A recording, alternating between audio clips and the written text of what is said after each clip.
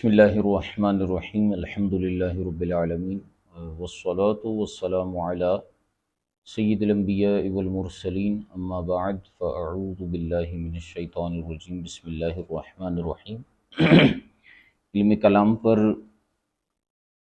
علم کلام کے موضوع پر مشتمل کتاب المعتقد المنتقد جو کہ تاج الفحول حضرت علامہ مولانا فضل رسول بدایونی رحمۃ اللہ تعالی علیہ کی تصنیف کردہ ہے۔ اس کے دروس کا ہمارا سلسلہ چل رہا ہے اور بحمد اللہ تعالی اس میں اہم جو مقدمہ ہے اور ابتدائی گفتگو ہے اس کو ہم جو ہے وہ مطالعہ کر رہے ہیں۔ اور جی اچھا تو اس میں ہم نے حکم کی 3 قسمیں پڑھی تھیں کہ حکم جو ہے وہ 3 طرح کے ہوتے ہیں، عقلی، عادی اور شرعی۔ تینوں کی تعریفات اور اس پر گفتگو کی، اور پھر اس کے بعد جو ہے وہ فرمائے کہ عادی کا کوئی دخل نہیں ہوتا اصول دین میں، اور جہاں تک حکم شرعی کی بات ہے تو کبھی کبھی یہ مستقل ہے اور کبھی کبھی یہ بطور تائید کے اس کو لایا جاتا ہے۔ اور جہاں تک بات ہے حکم عقلی کی تو اس کے بارے میں آپ نے ارشاد فرمائے کہ وَهُوَ مَبْنَى اصول الدین۔ یہ جو حکم عقلی ہے یہ اصول دین کی بنیاد اور اصل ہے، ٹھیک ہے؟ اور یہ جو ہے وہ 3 اقسام پر مشتمل ہے، واجب، جائز و ممتنع۔ ایک اس میں جو قسم ہے وہ ہے واجب، ایک ہے جائز اور ایک ہے ممتنع، ٹھیک ہے؟ اور آپ نے منطق میں یہ اقسام پڑھی ہوں گی، واجب الوجود کی، جائز الوجود کی اور ممتنع الوجود کی، ٹھیک ہے؟ اور وہاں پر جب ہم کلی کی بحث کرتے ہیں، کلیات خمسہ کی، تو وہاں پر نتیجتاً ہم یہ کہتے ہیں کہ 3 طرح کی اقسام بن سکتی ہیں کلی کی، واجب الوجود، ممتنع الوجود اور جائز الوجود۔ اچھا یہ یاد رکھیے گا یہاں پر نہ کلی کی قسمیں ہیں نہ ہی وجود کی قسمیں ہیں، یہ قسمیں حکم عقلی کی ہیں۔ یعنی حکم عقلی جو ہم پیچھے پڑھ چکے ہیں کہ بھئی حکم عقلی عقل کا کسی چیز کو ثابت کرنا یا عقل کا کسی چیز کی نفی کرنا، یہ جو ہے یہ جو پیچھے گزرا ہوا اثبات العقل امرا او نفیہ ایاہ من غیر توقف علی تکرار ولا وضع واضع، یہ جو حکم عقلی ہے اس کی قسمیں ارشاد فرما رہے ہیں، ٹھیک ہے؟ تو یہ مت سمجھیے گا کہ یہاں پہ کوئی کلیات کی تقسیم شروع ہو گئی ہے، یہاں پہ کلیات کی تقسیم نہیں ہو رہی، یہ مطلقاً کہا جا رہا ہے کہ واجب ایک حکم ہوتا ہے جو واجب ہوتا ہے، ایک جائز اور ایک ممتنع۔ اچھا واجب اور جائز سے مراد وہ جو حکم شرعی ہے وہ بھی یہاں مراد نہیں ہے، کیونکہ آگے جو ہے وہ اس کی ڈیٹیل پھر آنے والی ہے جس کو آپ جو ہے وہ سمجھیں گے اور چیزیں کلیئر ہوں گی، کیونکہ ہر فن کے اندر ہم اس کی اصطلاحات کے اعتبار سے گفتگو کرتے ہیں۔ ارشاد فرمائیں کہ والمراد بالواجب، یہاں واجب سے مراد کیا ہے؟ بہت اہم گفتگو ہے۔ فرمائیں کہ والمراد بالواجب ما لا يتصور فی العقل عدمہ، واجب، حکم واجب سے مراد وہ ہے کہ عقل میں جس کے عدم کا تصور نہیں کیا جا سکتا، عقلاً جس کے نہ ہونے کا تصور نہیں کیا جا سکتا، جس کے عدم کا تصور نہیں کیا جا سکتا، ٹھیک ہے؟ ضرورتاً او نظراً، چاہے ضروری طور پر ہو چاہے نظری طور پر ہو۔ ضرورت اور نظر کا آپ کو پتہ ہوگا ایک چیز ہوتی ہے ضرورت، جس کو ہم بدیہی بھی کہتے ہیں، بدیہی طور پر کسی چیز کا ہونا، اور ایک ہوتا ہے نظری طور پر کسی چیز کا ہونا جس میں غور و فکر کیا جاتا ہے، چاہے وہ جو ہے ضرورتاً اس کے عدم کا تصور نہ کیا جا سکے، یعنی بدیہی طور پر اس کے نہ ہونے کا تصور ہی نہیں کر سکتے، اس کی نفی ہی نہیں کر سکتے، عقل اس کی نفی ہی نہیں کرتی، اور یا جو ہے وہ دلائل کے بعد اس کے نہ ہونے کی آپ نفی نہیں کر سکتے، ٹھیک ہے؟ یعنی جس کا ہونا ضروری ہوتا ہے اور نہ ہونا ناممکن ہوتا ہے، آسان الفاظ میں تو فرمائے کہ المراد بالواجب ما لا یتصور فی العقل عدمہ، واجب سے مراد وہ چیز ہے کہ جس کا عدم، جس کا معدوم ہونا عقل میں متصور ہی نہیں ہو سکتا، چاہے ضرورتاً چاہے نظراً، جیسے کہ فرمائیں کہ ضرورتاً یعنی بدیہی طور پر، کالتحیز للجرم، جیسے کسی جسم کے لیے حیز کا ہونا، جگہ کا ہونا۔ فار ایگزامپل آپ کے سامنے آپ کا موبائل فون رکھا ہوا ہوگا، یہ ایک جسم ہے، ایک جرم ہے، ٹھیک ہے؟ تو جو چیز ایک جسم ہے، ایک جرم ہے، تو وہ لا محالہ یہ بات ضروری ہے، یعنی بدیہی ہے، اور اس میں کسی قسم کی دلیل دینے کی ضرورت نہیں ہے کہ یہ جگہ گھیرتی ہے، ٹھیک ہے؟ بات آ رہی سمجھ میں کہ یہ جگہ گھیرتی ہے؟ تحیز یعنی حیز میں ہونا، جگہ گھیرنا، یہ جسم کے لیے ضروری چیز ہے، واجب ہے گویا کہ اس کے لیے۔ عقل جو ہے اس کے عدم کو تصور نہیں کر سکتا، عقلاً یہ بات ممکن ہی نہیں ہے کہ کوئی چیز ہو اور وہ کسی حیز میں نہ ہو، کسی جگہ میں نہ ہو، ایسا ہو ہی نہیں سکتا۔ تو اس میں غور و فکر کی ضرورت نہیں ہے، ضرورتاً یہ ہمیں سمجھ میں آ رہی۔ او نظراً، یا پھر عقل جو ہے اس کے عدم کا تصور ہی نہیں کر سکتی نظری طور پر، یعنی دلائل کی بنیاد پر، جیسے کوجوب القدم لہ سبحانہ، جیسے اللہ تبارک و تعالیٰ کے لیے قدیم ہونا۔ اب یہ قدیم ہونا جو ہے وہ نظر و فکر سے جو ہے ثابت ہے، ٹھیک ہے؟ تو اس کا قدیم ہونا واجب ہے، یعنی وہ واجب الوجود ہے، اور اس کا عدم ہونا ناممکن ہے۔ تو اب عقل جو ہے اس کے عدم کا تصور، اس ذات کے عدم کا تصور نہیں کر سکتا، ٹھیک ہے؟ کیسے نہیں کر سکتا؟ یہ جو ہے نظر و فکر اور دلائل کے بعد جو ہے آپ کے اوپر یہ چیز واضح ہوگی، ٹھیک ہے؟ نظر و فکر کے بغیر جو ہے شاید یہ چیز اتنی واضح نہ ہو۔ ہاں، جب آپ کے لیے جب اچھی طرح سے یہ چیز واضح ہو گئی تو پھر اس کے بعد جو ہے آپ کے لیے گویا کہ یہ بدیہی کی صورت اور شکل اختیار کر لے گی۔ یہ واجب کی انہوں نے تعریف اور وضاحت کر دی۔ وبالجائز، یہاں سے جائز کے بارے میں گفتگو کر رہے ہیں۔ فرمائیں کہ وبالجائز ما یمکن عقلا، بالجائز سے مراد المراد بالجائز محذوف ہے، یہاں پہ عطف پڑ رہا ہے، وبالجائز ما یمکن عقلا وجودہ وعدمہ، جائز حکم عقلی کی جو دوسری قسم ہے، حکم عقلی جائز، فرماتے ہیں کہ یہ جو ہے اس سے مراد کیا ہے؟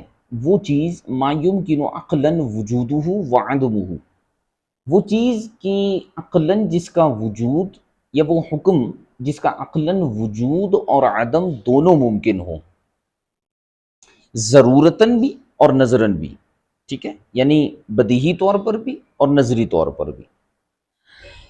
کالحرکتی او السکونی للجسمی، جیسے حرکت یا سکون کا ہونا کسی جسم کے لیے، بھئی اس کا ہونا اور نہ ہونا دونوں ممکن ہیں، کہ کوئی جسم جو ہے وہ حرکت کر رہی ہو، ٹھیک ہے، یہ بھی ممکن ہے، اور کوئی جسم جو ہے وہ حرکت نہ کر رہی ہو، یہ بھی عقلاً ممکن ہے۔ عقل انکار تو نہیں کرتی کہ بھئی یہ جسم صرف حرکت ہی کرتی ہے، اور عقل یہ بھی نہیں کہتی کہ یہ جسم جو ہے صرف ساکن ہے، بلکہ عقلاً جو ہے ان دونوں کا وقوع جو ہے ممکن ہے کسی بھی جسم کے لیے، اور اس میں ہمیں کسی دلیل کی بھی ضرورت نہیں ہے، یہ بدیہی چیز ہے، یہ بدیہی چیز ہے کہ جسم یا تو حرکت کی حالت میں ہوگی یا سکون کی حالت میں ہوگی۔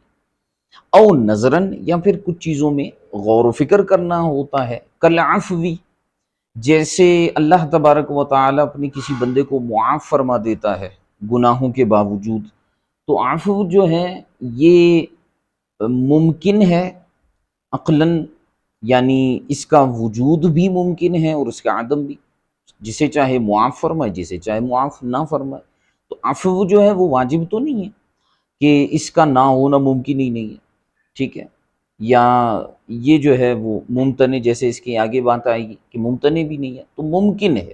وہ تضعیف الحسناتی، اور جیسے کہ نیکیوں کا دگنا ہو جانا، اللہ تبارک و تعالیٰ کسی کی نیکیوں کو دگنا فرما دے، کسی کی نیکیوں کو دگنا نہ کرے، تو دونوں عقلاً جو ہے جن کا وجود اور عدم دونوں ممکن ہے۔ یہ بات ہو گئی۔ اچھا، اس میں نظراً ہے کہ چونکہ ان میں عفو کو آپ دیکھیں گے، اس میں آپ کو دلائل دینے پڑیں گے، تضعیف حسنات اس میں بھی آپ کو دلائل دینے پڑیں گے، غور و فکر کے بعد آپ کو اندازہ ہوگا۔ تیسری جو قسم بیان کی حکم عقلی کی، وہ ہے ممتنع۔ تو فرمائے بالامتناع، یعنی ممتنع سے مراد کیا ہے؟ ما لا یتصور فی العقل وجودہ ضرورتاً او نظراً، یہ واجب کے الٹ ہے، ٹھیک ہے۔ ممتنع وہ ہوتا ہے کہ جس کا عقل میں وجود ناممکن ہو، تصور کرنا ناممکن ہو، تصور نہ کیا جا سکتا ہو اس کا وجود ضروری طور پر، یعنی بغیر دلائل کے، بغیر غور و فکر کے، کتعری الجسم عن الحرکت والسکون، جیسے جسم کا حرکت و سکون سے خالی ہونا، کہ ایک جسم ہے نہ وہ حرکت کر رہا ہے نہ وہ سکون میں ہے، تو یہ ممکن ہی نہیں ہے نا اس طرح سے۔ تو حرکت و سکون سے جسم کا خالی ہونا، یہ ضرورتاً ہم اس کو ممتنع اور ناممکن سمجھتے ہیں، او نظراً، یا پھر دلیل کے ذریعے ہو، کہ وجود شریک باری تعالی، جیسے اللہ تبارک و تعالیٰ کے شریک کا وجود، تو عقل جو ہے اس کے وجود کو ممکن ہی نہیں مانتی کہ شریک باری تعالیٰ ہو سکتا ہے، اس کو ممکن ہی نہیں مانتی۔ اب اس کے لیے لامحالہ نظر و فکر کی ضرورت ہوگی، تب جا کر چیزیں جو ہیں وہ کلیئر ہوں گی۔ تین قسمیں بیان کرنے کے بعد ارشاد فرماتے ہیں فالعلم بالاقسام الثلاثۃ للحکم العقلی فرض عین علی کل مکلف۔ بہت اہم عبارت ہے اور بہت خوبصورت بات ہے۔ تاج الفحول رحمۃ اللہ تعالی علیہ ارشاد فرماتے ہیں کہ حکم عقلی کی ان تینوں اقسام کا علم حاصل کرنا ہر مکلف پر فرض عین ہے، ہر مکلف کے اوپر فرض عین ہے کہ اسے حکم عقلی کے ان تینوں اقسام کا علم ہونا چاہیے۔ اور جب تینوں اقسام کا علم ضروری ہے تو پھر حکم عقلی کا علم بھی ضروری ہے، حکم عقلی کا علم ضروری ہے تو دیگر جو حکم ہیں ان کی معرفت بھی ضروری ہے۔ اسے پتہ ہونا چاہیے کون سی چیز واجب ہے، کون سی جائز ہے، کون سی ممتنع ناممکن ہے۔ ہر مکلف پر ضروری ہے، اس کی وضاحت خود کرتے ہوئے فرمائے ای عاقل بالغ عند الاکثر، مکلف جو ہے اکثر علماء متکلمین کے نزدیک عاقل اور بالغ کو کہتے ہیں۔ وعلی کل عاقل ولو غیر بالغ عند الماتریدی، لیکن امام ماتریدی رحمۃ اللہ تعالی علیہ کے نزدیک، امام ابو منصور ماتریدی، یہ جو ہیں مکلف کس کو کہتے ہیں، یا یہ جو ہیں حکم عقلی کے اقسام ثلاثہ کے علم کو فرض عین کس پر مانتے ہیں؟ آپ فرماتے ہیں کہ عقل ہونا ضروری ہے بس، اگرچہ وہ بالغ نہ ہو، ٹھیک ہے، سمجھدار ہو، عقل والا ہو، عقل مند ہو، تو اس پر بہرحال یہ تینوں جو ہیں وہ سیکھنا ضروری ہیں۔ من غیر فرق بین الجن والانس والذکر والانثى والخنثى والحر والمملوک بالاجماع بالنسبۃ الی اللہ تعالی، بغیر کسی جن، انسان، مرد، عورت، خنثی، آزاد، غلام کے فرق کیے، یعنی چاہے جن ہو چاہے انسان ہو، کیونکہ جنات بھی مکلف ہوتے ہیں، چاہے انسان ہو، چاہے مرد ہو، چاہے عورت ہو، چاہے خنثی ہو، چاہے آزاد ہو، چاہے غلام ہو، بالاجماع، ان تینوں کا علم حاصل کرنا، تینوں اقسام حکم عقلی کا علم حاصل کرنا یہ فرض عین ہے ہر مکلف پر، لیکن کس نسبت سے؟ فرمایا بالنسبت الی اللہ تعالی، اللہ تبارک و تعالی کی طرف نسبت کرتے ہوئے، ٹھیک ہے، ای اب اس کی آگے وضاحت کریں گے، میں آپ کو پہلے ہی بتا دوں، یعنی اس اعتبار سے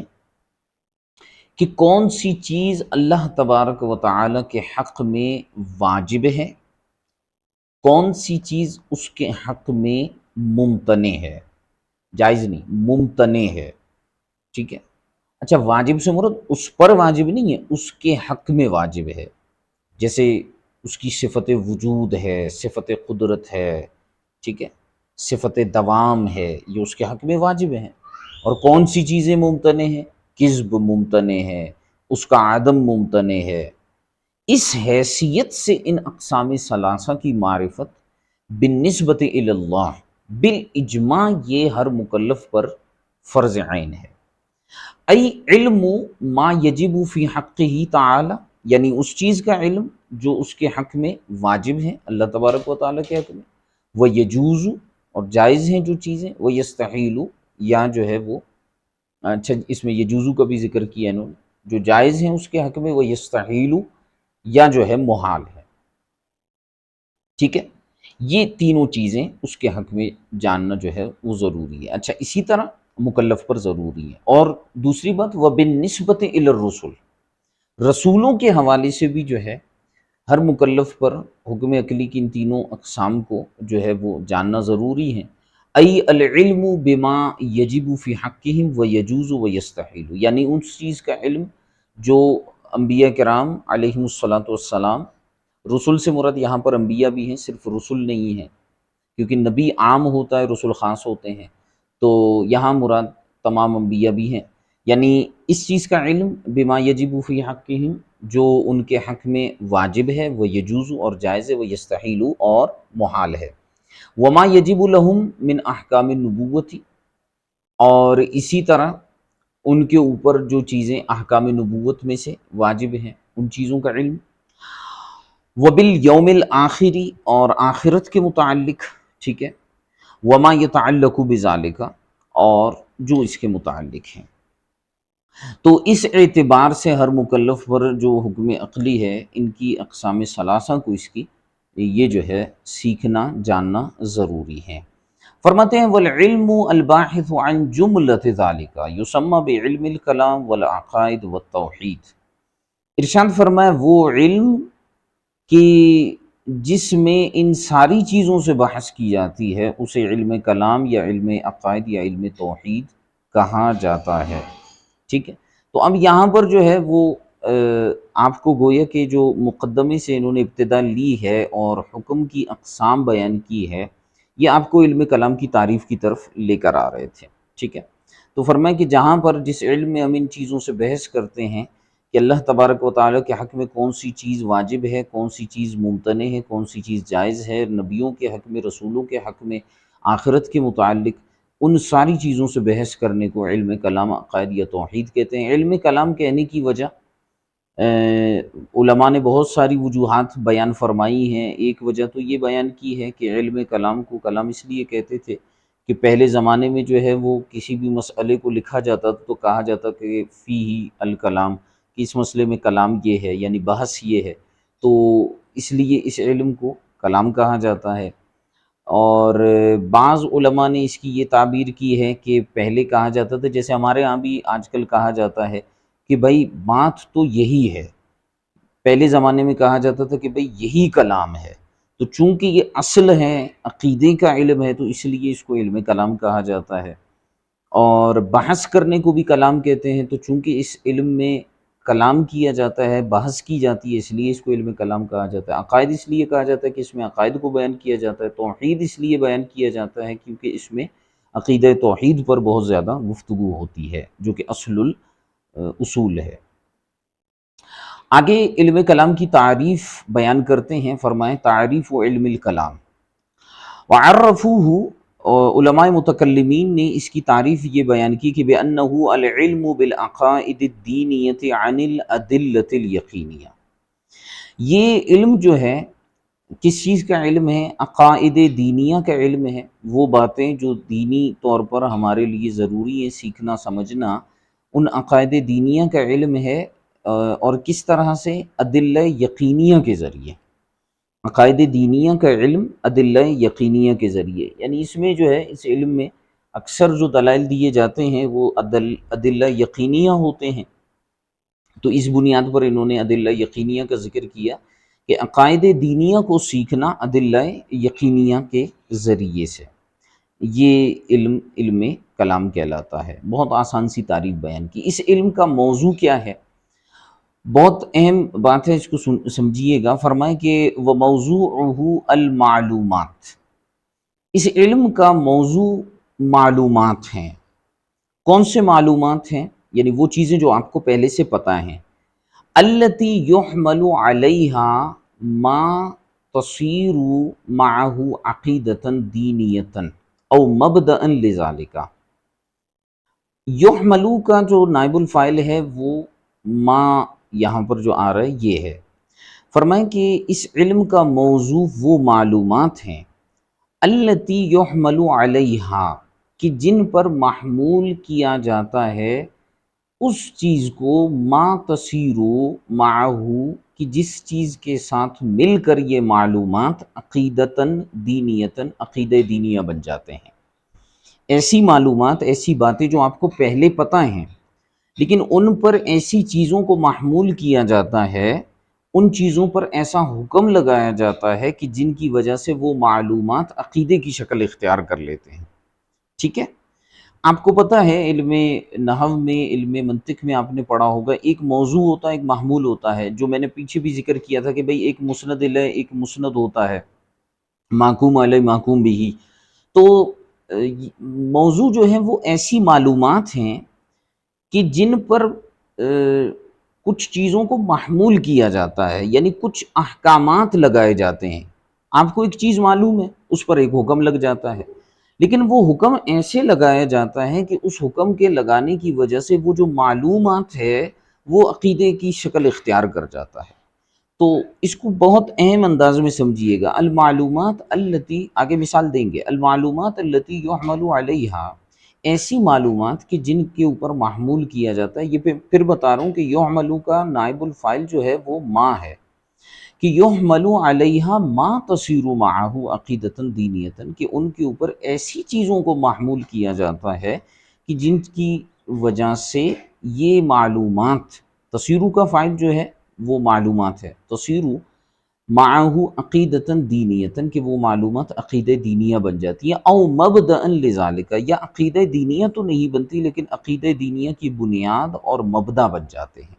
مثلا مثال کے طور پر اذا قیل البارئ قدیم، جیسے کہا جاتا ہے کہ ذات باری تعالی قدیم ہے، تو اب آپ کو ایک چیز کا معلوم ہوگا الباری، یعنی ذات باری تعالی کا آپ کو علم ہے۔ اب آپ نے، اچھا قدیم کا بھی آپ کو معلوم ہے کہ بھئی قدیم کس چیز کو کہتے ہیں؟ جس کا وجود ہمیشہ ہوتا ہے اور عدم نہیں ہوتا، اس کو قدیم کہتے ہیں۔ اب باری کا تصور بھی معلوم ہے، قدیم کا تصور بھی معلوم ہے۔ قدیم کا حمل باری پر اس طرح سے کر دیا کہ دونوں مل کر ایک ایسا قضیہ بن گئے جو کہ عقیدہ دینیہ کی شکل اختیار کر گئے۔ تو ہمارے پاس ایک عقیدہ بن گیا کہ ذات باری تعالی قدیم ہے، او واحد، یا ذات باری تعالی واحد ہے، اول جسم و حادث، یا آپ کو جسم کا تصور معلوم ہے، حادث کا تصور معلوم ہے، دونوں کو ملا دیا، حادث کا حمل جسم پر کر دیا، تو جس کے پیش نظر آپ کے لیے ایک عقیدہ بن گیا، اور وہ یہ ہے کہ جسم حادث ہوتا ہے۔ او اعادت بعد فنائہ حق، یا جسم کا فنا کے بعد دوبارہ لوٹ آنا حق ہے۔ ٹھیک ہے؟ تو یہ بھی جو ہے مختلف معلومات تھی، اعادہ کس کو کہتے ہیں، جسم کس کو کہتے ہیں، فنا کس کو کہتے ہیں، حق ہونا کس کو کہتے ہیں، یہ سارے ملا کر آپ نے ایک حکم بنا دیا اور اسے عقیدے کی شکل اختیار کر دیا۔ فرماتے ہیں فقد حمل علی المعلوم ما صار معه عقیدتا دینیتا، فرماتے ہیں کہ معلوم کے اوپر ایسے حمل کیا گیا ہے کہ جس کی بنیاد پر وہ معلوم جو ہے اس حمل کے ساتھ مل کر جو ہے عقیدہ دینیہ کی شکل اختیار کر گیا۔ وَإِذَا قِيلَ، اور پیچھے کہا تھا نا کہ عقیدہ دینیہ بنے گا یا عقیدہ دینیہ کا مبدأ اور بنیاد بنے گا۔ اب اسی کی مثال دے رہے ہیں کہ اذا قیل الجسم مرکب من الجواہر الفردۃ، کہ جب یہ کہا جاتا ہے کہ جسم جو ہے وہ مرکب ہے جواہر فردہ سے، یعنی مختلف جواہر سے مل کر جسم مرکب ہوتا ہے، یہ جو جزء لا یتجزا وغیرہ کی جو بحث پوری ہوتی ہے کی جاتی ہے، جسم جو ہے جوہر سے مرکب ہوتا ہے۔ فرماتے ہیں کہ جب یہ کہا جاتا ہے کہ الجسم مرکب من الجواہر الفردۃ فقد حمل علیہ ما صار معه مبدعا لعقیدۃ دینیۃ۔ اب یہ جو جملہ ہے نا، اس سے خود ایک عقیدہ نہیں بنتا، لیکن یہ عقیدہ دینیہ کا مبدأ بن رہا ہے یہ جملہ۔ فرماتے ہیں کہ فقد حمل علیہ، یہاں پر معلومات کے اوپر ایسی چیز کو معمول کیا گیا ہے کہ جس کے ساتھ مل کر جو ہے یہ پورا حکم ایک عقیدہ دینیہ کا مبدأ بنتا ہے۔ اور وہ عقیدہ دینیہ کیا ہے کہ فإن ترکب الجسم دلیل، کہ جسم کا مرکب ہونا دلیل ہے علی افتقارہ الی الموجد لہ، کس چیز کی طرف دلیل بنتا ہے کہ یہ جسم جو ہے کسی موجد کا محتاج ہے۔ دیکھیں کوئی بھی چیز جو مرکب ہوتی ہے نا، بڑی خوبصورت بات کی ہے یہاں پہ تاج الفحول نے، جو بھی چیز مرکب ہوتی ہے نا تو اس کا مطلب ہے کہ اس کا کوئی مرکب ہوگا۔ یہ اگر آپ میں سے کسی نے قطبی پڑھی ہے یا منطق کی کتابیں پڑھی ہیں، تو منطق میں جب نظر و فکر کی تعریف کی جاتی ہے نا، تو کہ ترتیب امور معلومات لیتعدی ذالک ترتیب الی تحصیل المجہول، کہ امور معلومہ کو ایسے ترتیب دینا کہ وہ جو ترتیب ہے وہ آپ کو مجہول کی تحصیل تک لے جائے۔ تو وہاں پر علل اربعہ کی بحث کی جاتی ہے، تو اس میں سے ایک علت ہوتی ہے علت فاعلیہ۔ اب وہاں پر انہوں نے مثال دی تھی، چارپائی کی مثال دی ہے علامہ قطب الدین رازی علیہ الرحمہ نے، چارپائی کی مثال دی ہے کہ جیسے چارپائی یہ تخت ہوتا ہے، اس کی لکڑیاں ہوتی ہیں، ان لکڑیوں کے ذریعے ایک تخت بنانے کے لیے ایک علت کی ضرورت ہوتی ہے، اس علت کو علت فاعلی کہتے ہیں، کہ اس کو جو ہے کوئی نہ کوئی ایسی ذات ہوگی، کوئی نہ کوئی ایسا شخص ہوگا جو اس لکڑی کو بنا کر جو ہے تخت کی شکل اختیار دے گا۔ تو یہ بات کرنا کہ جسم جو ہے جواہر فردہ سے مرکب ہے، یہ اس بات پر دلیل ہے کہ اس مرکب کو ترکیب دینے والی ذات بھی موجود ہے، تبھی تو وہ مرکب ہوا ہے، ورنہ کیا وہ خود مرکب ہوگا؟ تو اب یہ جو جملہ تھا کہ الجسم مرکب من الجواہر الفردہ، یہ خود جملہ اگرچہ عقیدہ دینیہ نہیں ہے، لیکن عقیدہ دینیہ کی مبدا اور اس کی بنیاد ہے۔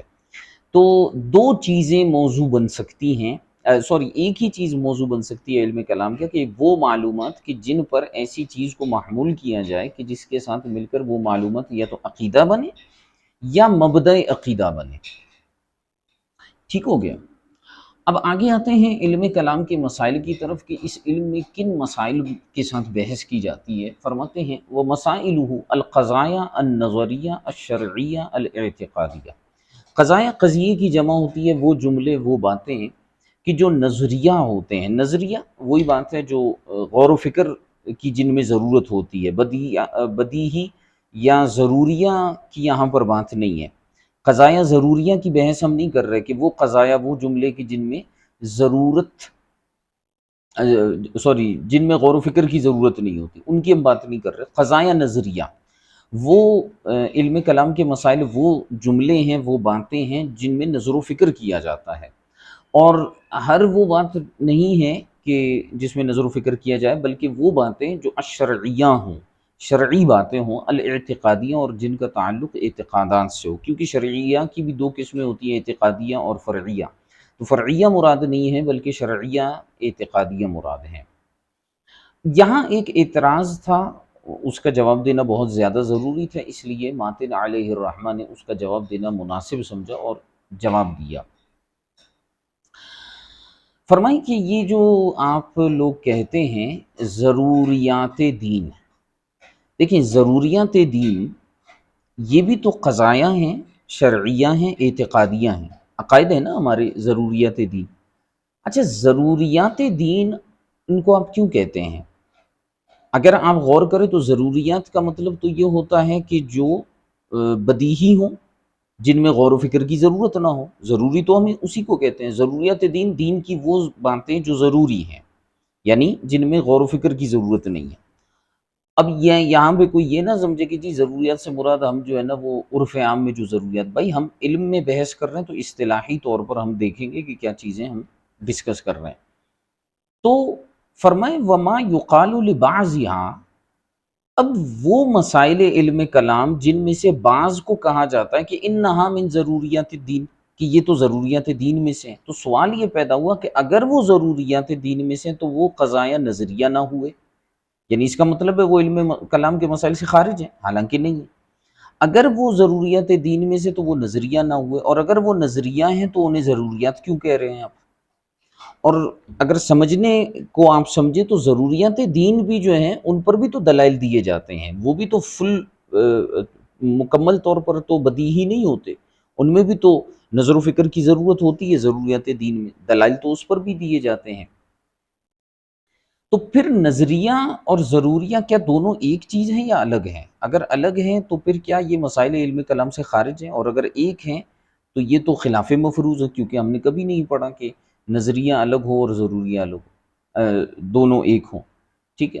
تو ضروریات دین کو پھر ضروریات دین آپ کیوں کہتے ہیں؟ فرمایا فمعناہ، اس کا مطلب یہ ہے کہ یہ جو ہم بعض قضایا کو، قضایا شرعیہ اعتقادیہ کو نظریہ کہتے ہیں، ضروریہ کہتے ہیں، جن کو ہم ضروریات دین یا ضروریات اہل سنت شمار کرتے ہیں، ضروریات مذہب شمار کرتے ہیں، فرماتے ہیں اس کا معنی یہ ہے کہ یہاں ضروریات سے مراد ضروری نہیں ہے، ٹھیک ہے؟ سمجھیے گا بات کو۔ فَمَعْنَاهُ أَنَّهُ اشْتَرَكَ فِي مَعْرِفَةِ إِضَافَتِهِ إِلَى الدِّينِ خَوَاصُ أَهْلِ الدِّينِ وَعَوَامُهُمْ، ضروریات ان کو ہم اصطلاحاً نہیں کہتے، بلکہ ضروریات اس لیے ہم ان کو کہتے ہیں کہ ان کی معرفت میں، دین کی طرف نسبت کرتے ہوئے ان کی معرفت میں اہل دین کے خواص اور اہل دین کے عوام سارے کے سارے مشترک ہوتے ہیں، برابر ہوتے ہیں، مع عدم قبول تشکیکی، اور ساتھ ساتھ اس میں کسی کو شک بھی، کوئی شخص جو ہے وہ شک کو بھی قبول نہیں کرتا، یعنی کسی کو ضروریات دین میں شک بھی نہیں ہوتا، ٹھیک ہے؟ فساغ علی ادراکی ہی اطلاق ضرورت، لہٰذا اس کے ادراک پر جو ہے وہ رستہ کھلا یا ضرورت محسوس ہوئی کہ ہم اس کے اوپر ایسے باتوں کے اوپر، ایسے عقائد کے اوپر ضرورت کا اطلاق کریں بطریق مشابہتی، اس طور پر کہ یہ ضروری جو چیز بغیر غور و فکر کے سمجھ میں آتی ہے، ضروری ہوتی ہے کہ اس سے مشابہت رکھتے ہیں، تو مشابہت کی بنیاد پر ہم نے انہیں ضروریات دین کہا ہے، لال التحاق ہی بالضروریات، ہم نے انہیں ضروریات دین اس وجہ سے نہیں کہا کہ یہ قضایا ضروریہ میں سے ہیں، قضا قال اللقانی، جیسے امام لقانی نے ارشاد فرمایا۔ تو چونکہ ضروریات دین ایسے ہوتے ہیں جو عوام و خواص سب کے درمیان جو ہے مشترک ہوتے ہیں، سب کو ان کا علم ہوتا ہے، ان میں کسی کو شک نہیں ہوتا، اس لیے ہم نے ان کو ضروریات دین کہا ہے، ٹھیک ہے؟ اور خواص اہل علم تو علماء ہیں، اور عوام سے مراد بھی وہ علماء ہیں کہ جو ان چیزوں کو سمجھتے ہیں، ورنہ وہ عوام جو کل انعام ہیں یا جو بالکل چیزوں کو نہیں سمجھتے، یہاں ان کی بات نہیں ہو رہی، ٹھیک ہے؟ تو اس لیے ہم ضروریات دین کو ضروریات دین کہتے ہیں، نہ کہ مشابہت کی وجہ سے کہتے ہیں، مجازن کہتے ہیں، حقیقتاً وہ بھی قضایا نظریہ ہیں، ان میں بھی دلائل دیے جاتے ہیں، غور و فکر کی جاتی ہے۔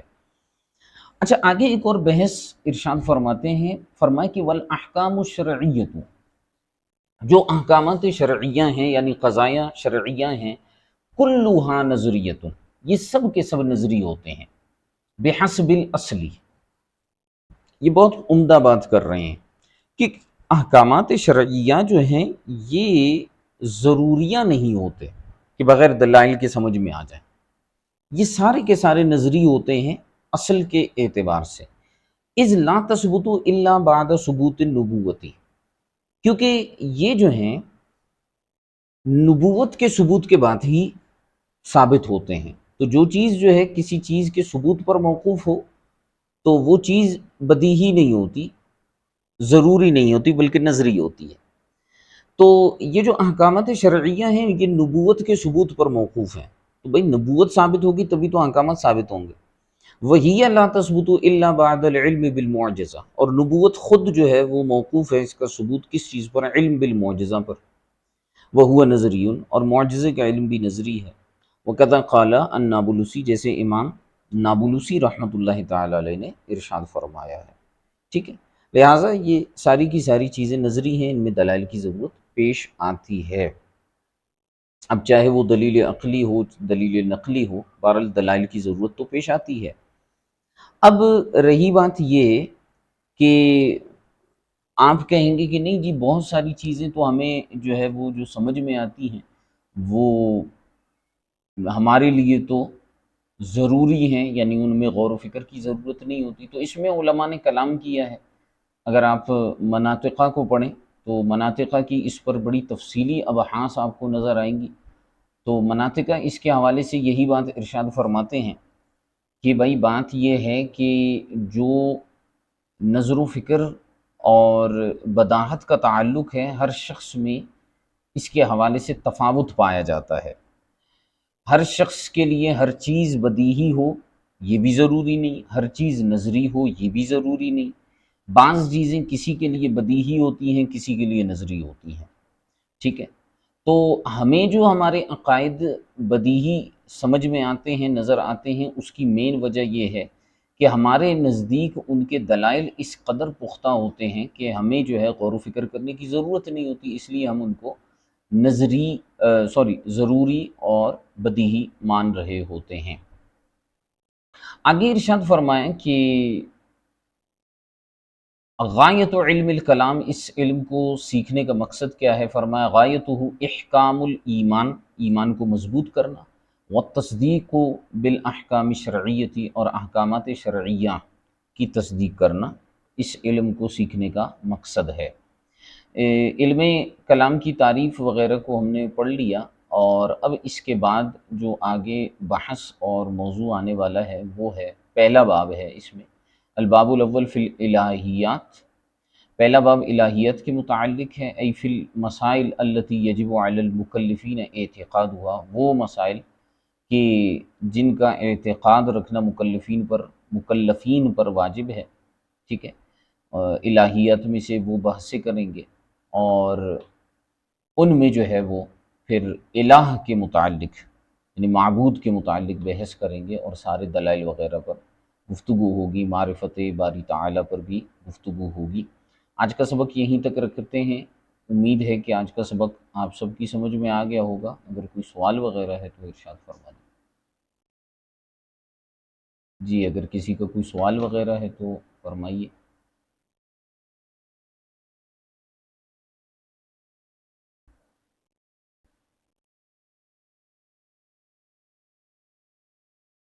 کوئی سوال وغیرہ؟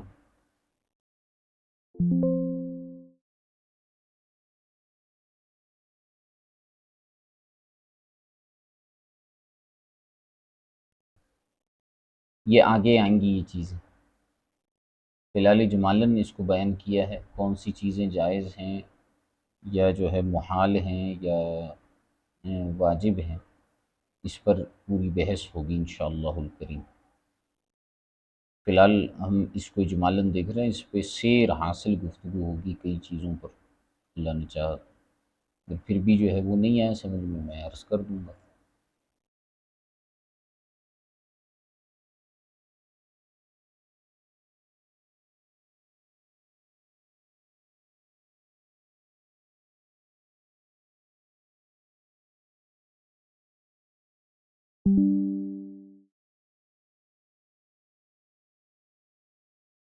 لیکن یہ انتہائی توجہ کے ساتھ جو ہیں یہ اسباق سننے علم کلام کے ہیں، لا محالہ اس میں جو ہے ہماری توجہ آگے پیچھے ہو جائے گی تو کچھ کا کچھ سمجھ میں آئے گا، لہٰذا ضروری ہے کہ اس میں ہم انتہائی توجہ اور انہماک کے ساتھ ان چیزوں کو سمجھیں۔